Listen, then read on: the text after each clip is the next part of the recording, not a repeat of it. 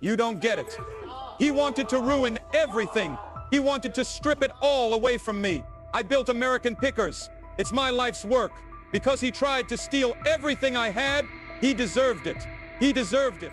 That was the furious roar of Mike Wolf as the life sentence was handed down. Once a familiar face on American screens, the celebrated treasure hunter of American Pickers has veered down an unforeseen, shadowy path. The man adored by millions of viewers now stands convicted in the tragic death of his longtime companion, Frank Fritz.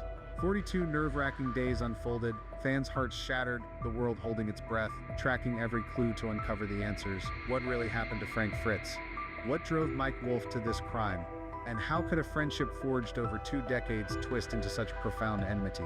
Are you ready to dive into this grim truth? Don't look away, because this tale, rife with chilling secrets and betrayal, will leave you stunned, hardly believing what you've heard. In a shocking twist that has rocked the American entertainment scene, Mike Wolf, the iconic face of the hit TV show American Pickers, a man once synonymous with treasure hunting adventures across the nation, now finds himself in police handcuffs. At first, the buzz was about routine business disputes or a falling out with the History Channel. But the truth unraveling is far darker and more chilling than anyone imagined. Mike Wolf is facing an unthinkable accusation, direct involvement in the death of his co-star Frank Fritz. Just months ago, on September 30th, 2024, the public was stunned by news of Frank Fritz's sudden passing. Authorities initially chalked it up to complications from a stroke, consistent with his history of cerebrovascular disease and aortic stenosis. With no signs of violence or foul play, the case was swiftly closed as a tragic health-related loss. But a startling discovery flipped the investigation on its head, transforming a mournful event into a spine-chilling saga, and turning Fritz's on-screen best friend, Mike Wolf, into the prime suspect. So what led police to zero in on Mike Wolf as the key figure? First, at Fritz's home, the scene of his death, a discarded pill bottle bearing Mike Wolf's fingerprints was uncovered.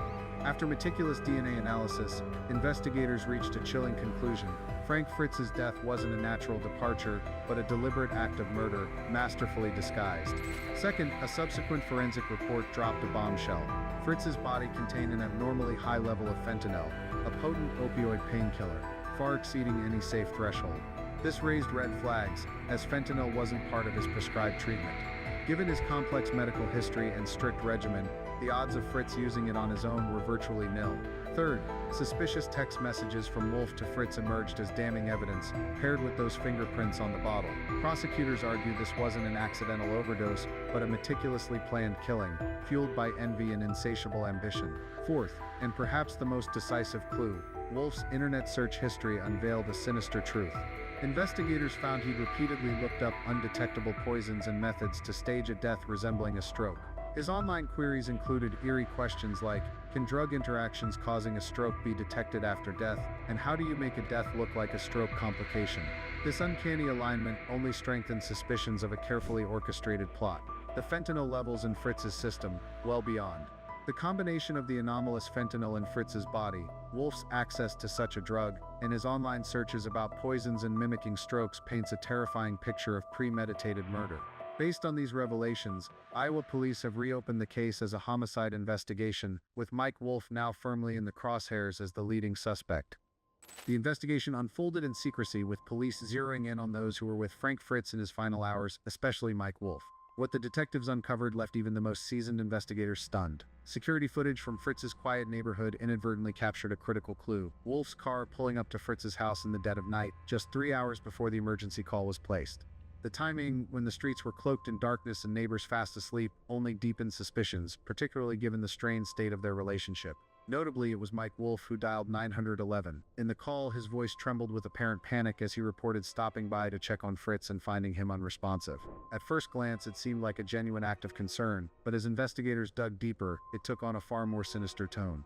Prosecutors began to wonder, was this a calculated move to establish a flawless alibi and shape the narrative from the outset? When paramedics and police arrived, Wolf appeared distraught, reportedly even shedding tears. Yet this display clashed starkly with his peculiar behavior in the wake of Fritz's official passing. It seems Mike Wolf exploited his intimate knowledge of Frank Fritz's health struggles to craft a perfect crime scene, masking a ruthless act. As a longtime companion, Wolf was well aware of Fritz's medical history, his prior stroke and underlying heart issues. This explains the deliberate choice of fentanyl, a powerful opioid, whose effects could easily be mistaken for or exacerbate stroke symptoms. Wolf orchestrated every detail with precision, from Fritz's position when found to the tiniest elements that bolstered the illusion of a natural death due to health complications. What raised even more red flags was Wolf's reaction after Fritz's death.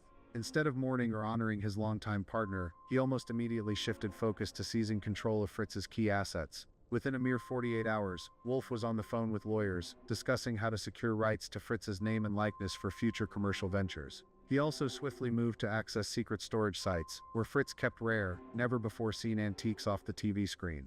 The plot thickened when Fritz's will surfaced. According to William Fritz, Frank's father, who filed a lawsuit to challenge its validity, the entire estate, valued at nearly $6 million, was bequeathed to Mike Wolf. This revelation sent shockwaves through the public, sparking outrage among Fritz's family, friends, and fans. As the last living relative, William had every reason to be skeptical. He struggled to believe his son would leave everything to a friend, especially during a period of severe health decline.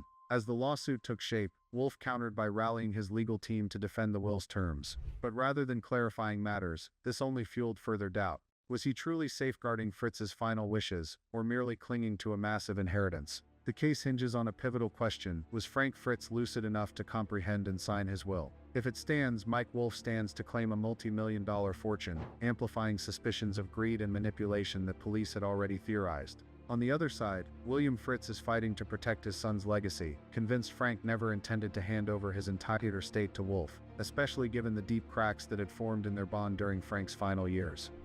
Wolf's swift and calculated moves only bolstered the theory that he no longer saw Fritz as a worthy partner, but as an obstacle to be eliminated. His personal journal unveils a trove of troubling details, including entries dripping with frustration and a clear desire to oust Fritz to claim full spotlight and control over the show.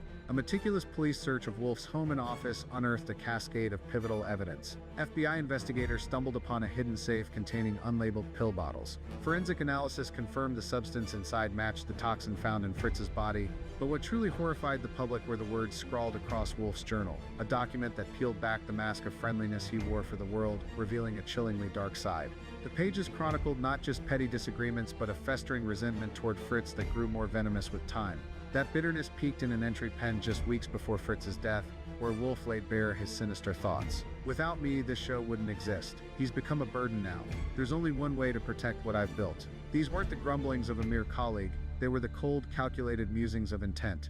They reflect a selfishness and obsession with power and fame, where Wolf ceased to see Fritz as a person and reduced him to a hurdle to be cleared. As the truth unfurls and Wolf faces justice, those journal entries grow even more haunting and icy, irrefutable proof that this wasn't a spur-of-the-moment act, but a deliberate, premeditated murder. The trial of Mike Wolf stretched across 6 grueling weeks, gripping the attention of the American public from coast to coast. The mountain of evidence, from autopsy results, suspicious search histories, personal journals, to witness testimonies, slowly peeled back the layers, revealing the grim truth behind Frank Fritz's death. Evidence of Wolf's financial motives only tightened the noose of the indictment. Forensic accountants testified that just months before Fritz's passing, Wolf had secretly restructured their business to siphon off Fritz's intellectual property rights in the event of his incapacitation or death. Wolf had also taken out a $10 million life insurance policy, naming his company as the sole beneficiary. Prosecutors further exposed how he'd set up a web of shell companies to quietly funnel over $5 million worth of rare antiques out of sight. In the end, the jury delivered its final verdict: Mike Wolf was guilty, closing the curtain on a case that stunned the nation. Justice today wasn't just for Frank Fritz, but for everyone who'd ever believed in him, though the cost was steep beyond measure. The bond between Mike Wolf and Frank Fritz had once been the beating heart of American pickers. Together, they crisscrossed the U.S., scouring dusty antique shops and remote back roads in search of hidden treasures, each piece carrying its own singular story. On screen, their partnership seemed unbreakable, built on seamless teamwork, a shared love for relics, and playful banter that kept viewers hooked. Their contrasting styles and expertise were the magic that made the show irresistible. Audiences adored their effortless chemistry. Even their little spats became an essential thread in the fabric of American pickers. But behind the grins and high-stakes haggling, silent fractures had begun to form. Tensions simmered over time, and clashing work ethics drove a wedge between them. Wolf steadily tightened his grip on the show, reportedly undermining Fritz to network executives, leaving Fritz feeling sidelined and betrayed.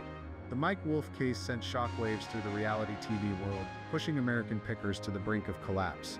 The History Channel swiftly yanked episodes featuring Wolf and issued a statement expressing dismay at the unforeseen turn of events, while offering heartfelt condolences to Fritz's family. Major sponsors bolted, casting the show's future into deep uncertainty. Meanwhile, Fritz's family filed a lawsuit to reclaim control of his antique collection and intellectual property tied to the program, vowing to safeguard the legacy he'd painstakingly built, while also pursuing legal action against the History Channel for letting Wolf's unchecked behavior spiral out of control.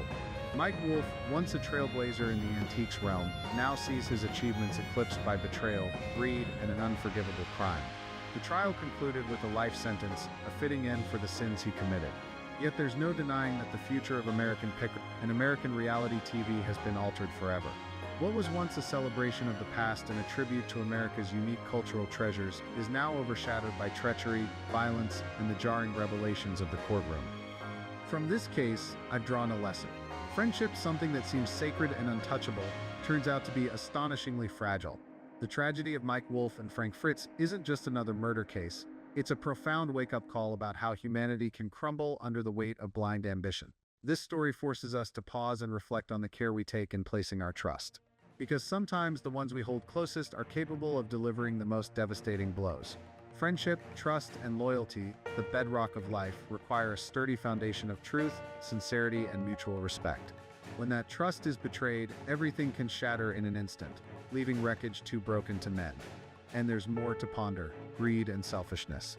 When Mike Wolf let the allure of fame, fortune, and power cloud his conscience, he didn't just lose a friend, he lost his own humanity. It's a stern warning to us all: never let personal desires torch the noble values we've worked so hard to cultivate. In the end, as the courtroom lights dimmed and the verdict rang out, we're left to wonder, is this merely the tale of two individuals, or a mirror reflecting the hidden shadows within us all when faced with life's temptations? How do you feel about this case? Shocked, outraged, or wistful? Could there still be secrets lurking beneath the surface of this jaw-dropping saga? Drop your thoughts in the comments below. If you found this video gripping, don't forget to like and subscribe so you won't miss the next deep dives and stories, because this tale is far from over. Will the Fritz family ever reclaim full justice? Catch you in the next installment, where the truth keeps unraveling.